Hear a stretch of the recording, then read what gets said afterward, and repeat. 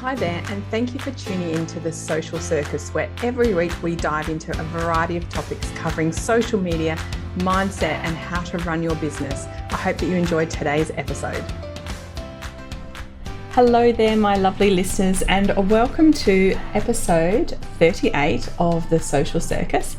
This week is another solo episode just with me, and I'm going to be talking about how to start your year strong. So we're still in January 2023 if you're listening to this as it came out, and I would really encourage you to listen to my episode last week on my year in review for 2022, because it kind of follows on, like today follows on from that. So I really wanted to talk about how we can ensure that we have a fabulous year for 2023 and really achieve those goals that we have for ourselves and for our business.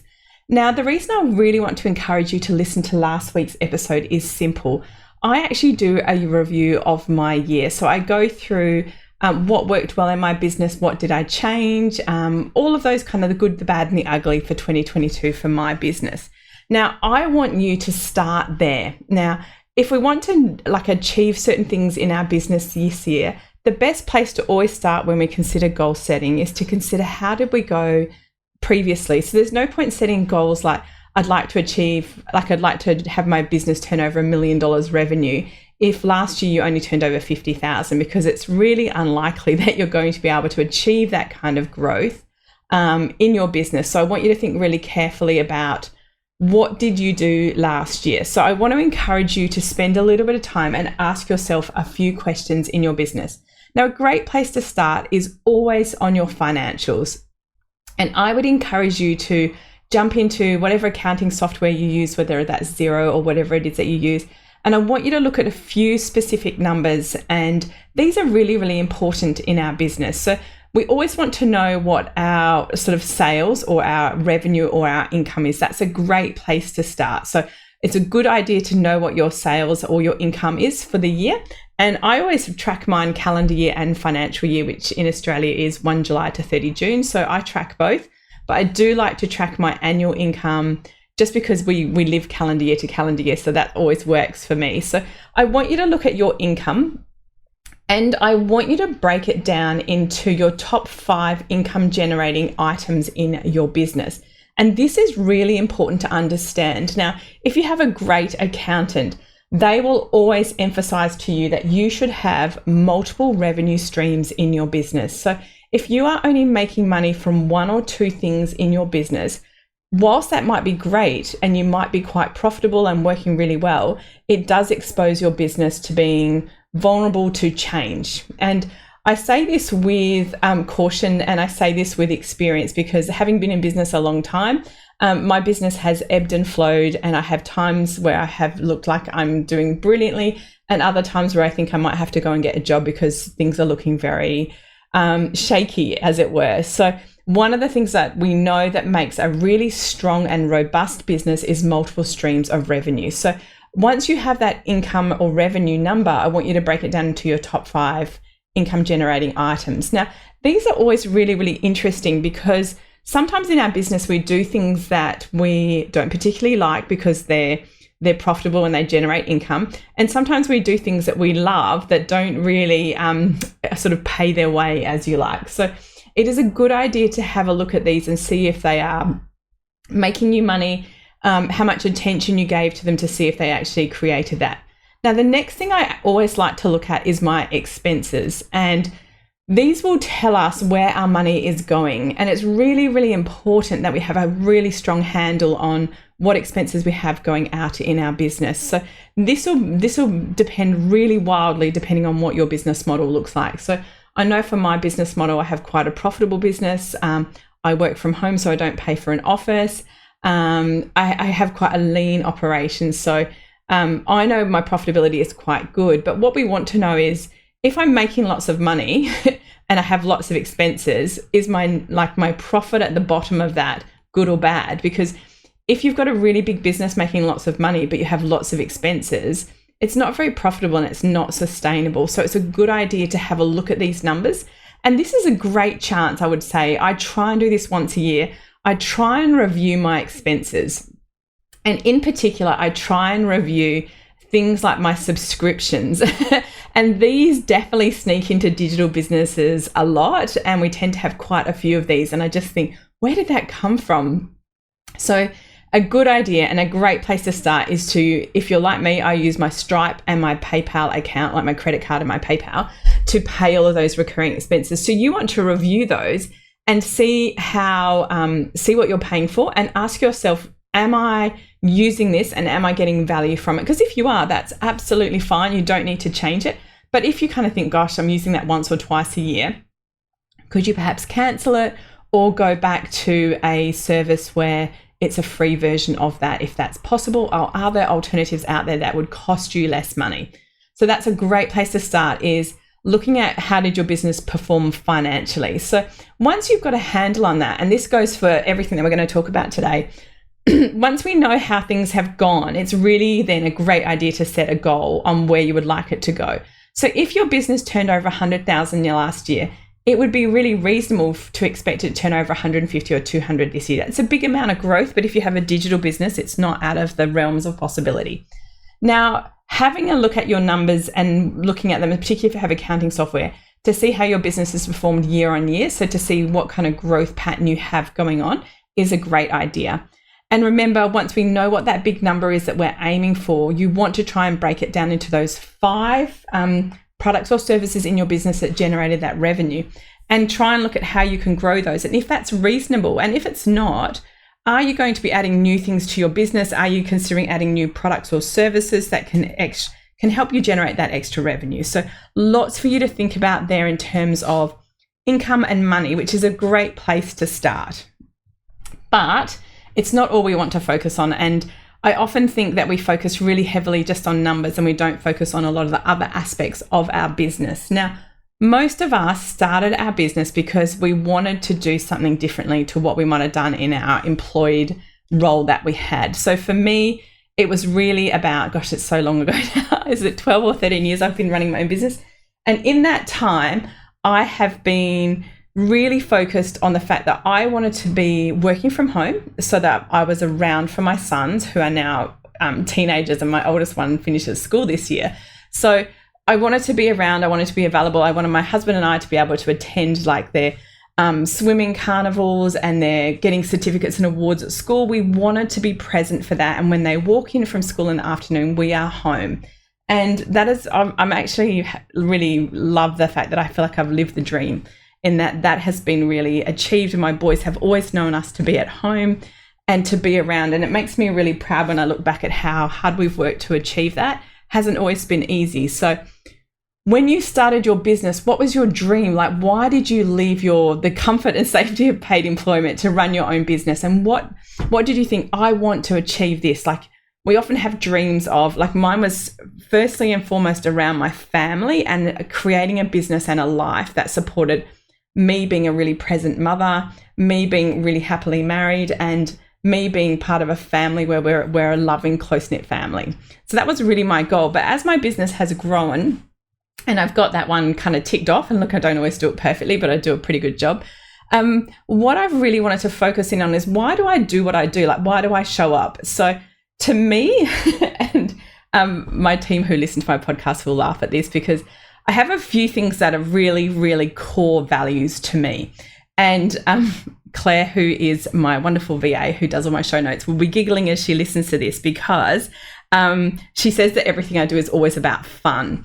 And I absolutely love that she has honed in on that, and that my team love that, my husband loves that, and my clients love that, because I feel like this is our one shot at life, whatever you believe it is, but this is our one shot at this life in this incarnation, or whatever your beliefs are. So I want to make the most of it, and I want to look back and think I had a really good time. I had beautiful connections and I enjoyed the ride, okay? Now that is something I think we should all really be doing, because if we're having fun, it doesn't feel like work, okay? So I want you to think about what your core values are. So one of my core values is fun. One of my other core values, which I'm really aligned to and really feel quite passionate about, and particularly as I'm less concerned with every dollar that I make and more concerned with the impact that I have. And it's really about focusing on female entrepreneurs. And apologies if you are listening to this and you're a male. It doesn't mean I don't want you in my world, but I can't serve everyone.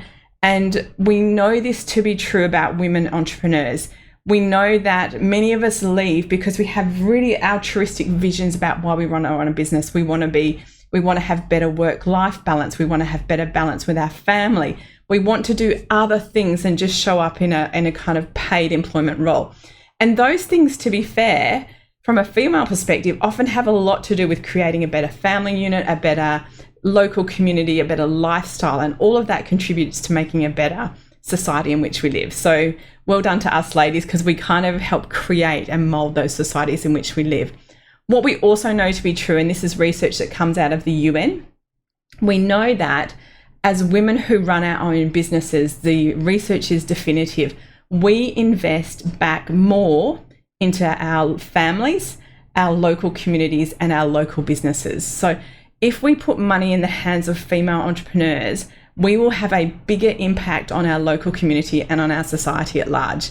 Now, if that doesn't compel you to show up every day in your business and to be a successful entrepreneur, I'm not sure what I can do to convince you that you need to, but know that that's what my why is. I get up each day. I love what I do. I love my community. I love the clients that I coach. I love the products that I create. I feel immensely proud of those. And I love that I get to work with women and see their amazing businesses and the impact that they have. It lights me up and it makes me so excited to jump out of bed at the silly o'clock that I wake up and to be present and to be served. So all of that was a very circuitous way of me saying, why are you getting out of bed? Why do you run your business? And what lights you up and makes you happy and brings you joy? Now, I want you to look at 2022 and ask yourself those exact questions. What did you love doing? What really made you kind of feel like you had a fire in your belly? And what did you do that you felt incredibly proud of, even if it wasn't profitable? So I want you to ask yourself those questions and maybe make a few notes around those, because those are what we want to bring more of into 2023. We want to create more of those things. So I know for myself, and I shared this in last week's episode, some of the things that I did well and some of the things that I don't want to do. So with that in mind, I want you to ask yourself, from 2022, what did you do that you just thought, oh, that felt like hard work, it wasn't fun, energetically I found it really exhausting, or you kind of said yes to something and it didn't pan out how you thought it was going to. And let's be honest, we've all done that.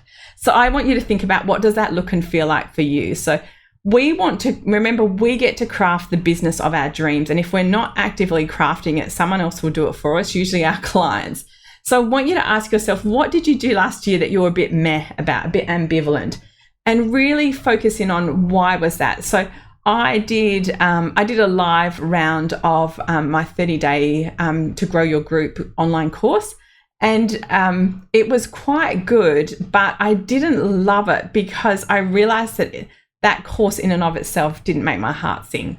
And so I won't be doing another live round of that this year. It will be available for people to buy, but I'm not going to be running it live simply because energetically it doesn't excite me. And I have lots of other things in my business that do. Now, the other thing I want you to ask yourself is, if you had some big plans in mind for last year and you didn't get to them, what were those? So did you have it in mind that you were going to create a new product or a new course or a new program or a new offer, and it simply did not happen? I want you to write that down, okay? And I want you to ask yourself a really simple question. Why didn't it happen? And there are many reasons why things don't happen, and I'll share with you something. So I launched a mastermind in late 2022, and it started already in January this year. And it has been my dream to run a mastermind for, I reckon, 4 or 5 years. And I've resisted it. I get asked all the time by people who are my regular clients, do I have a mastermind? So it's not like I didn't think I would be able to sell it. That wasn't what my concern was. My concern was having to be present and show up all the time. And so my gorgeous OBM, Marianne, and I talked through this quite a lot when she came on board. And she was really persuasive because she said to me, why don't you start running it for 6 months and see how you feel about having to show up all the time? And she really kind of encouraged me. And I say encouraged, I mean actually pushed me to create this mastermind. And when we were in the course of creating it and mapping it out, I said to her, I'm being silly. I should just run it for 12 months because I know that that's what's going to give people the best results. And so when we launched the mastermind, I launched it with 12 months. But even now I have these moments of thinking, I have to show up every single week for a whole year. And in my business, quite often I can step away from it and I can work and not have to do client interface work all the time.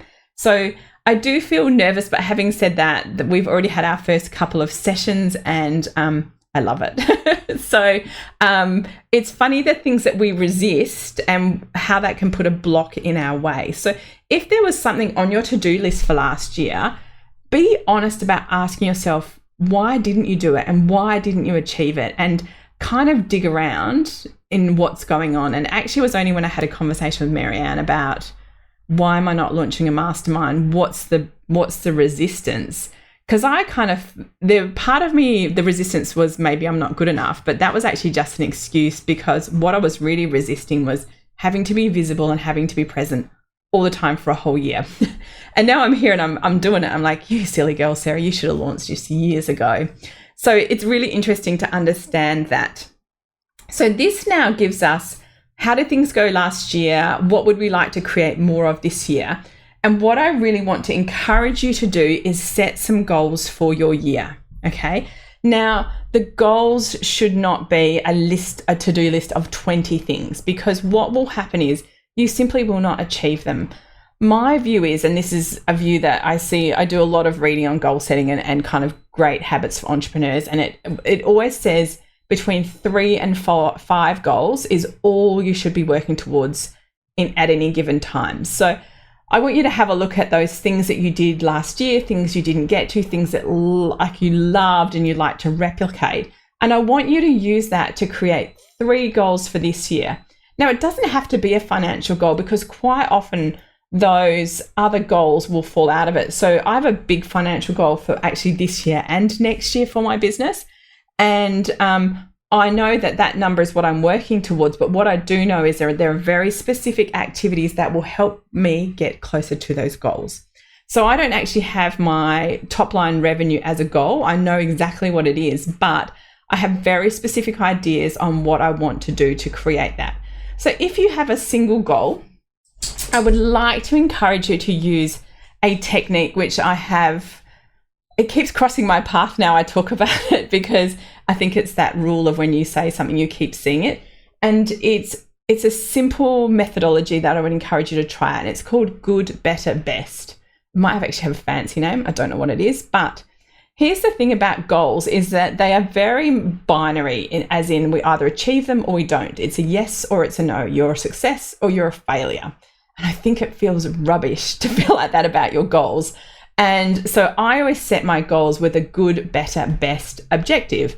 So this can be something that has some leeway in it, and it also can be incredibly motivating. And I'll use an example with you. So when I launched Blooming Biz Academy, which I launched as a Boxing Day sale in December 2022, I had a good, better, best goal. So my good goal was to get 100 members. My better was to get 150 and my best was to get 200. Now I actually got 151. So I hit my good and my better goal and I got slightly better than my better goal. So you can see how motivating it is to have that good, better, best. And I always say to people, if you kind of have a goal in your mind, like say you think, I'd like to earn 100,000 in my business, set that as your midway better goal.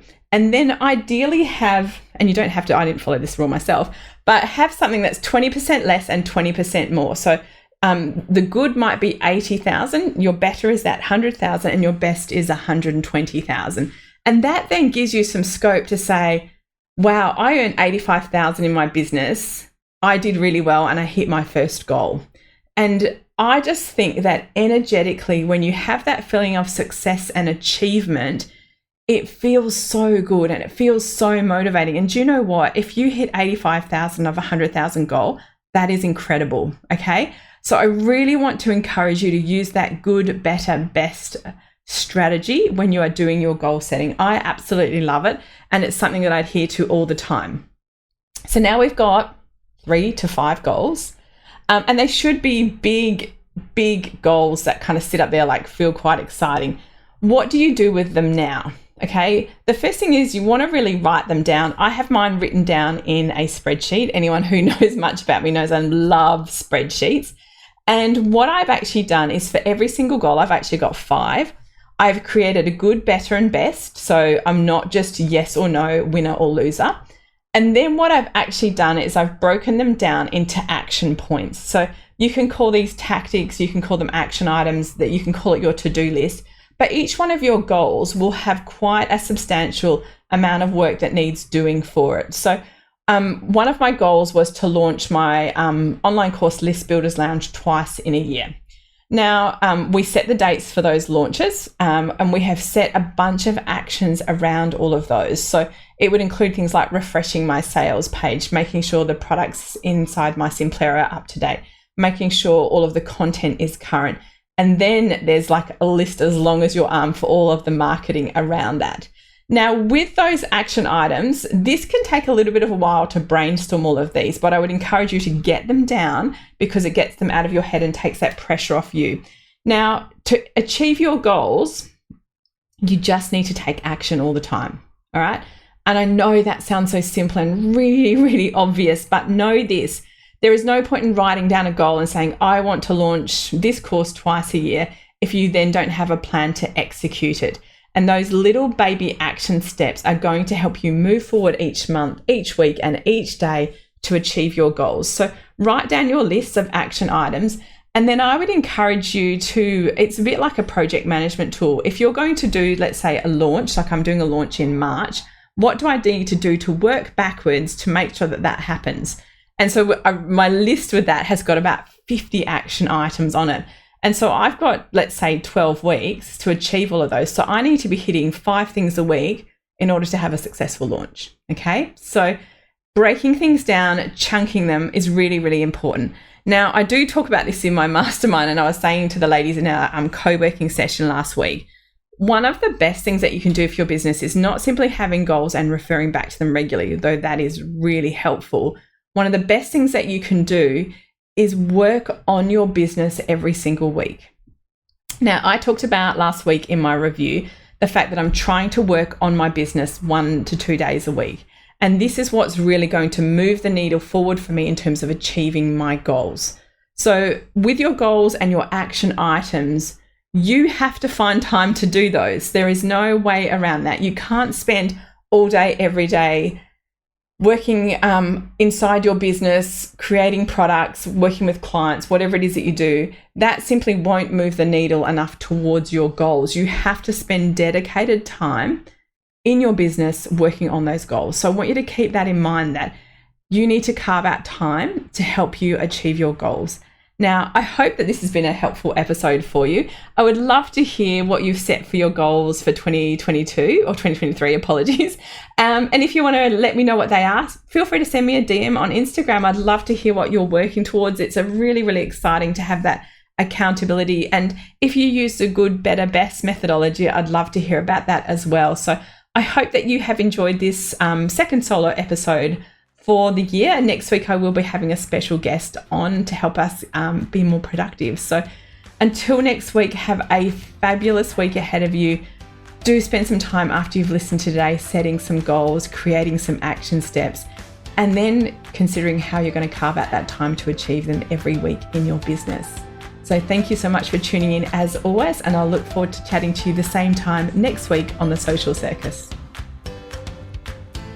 Thanks so much for tuning in to The Social Circus.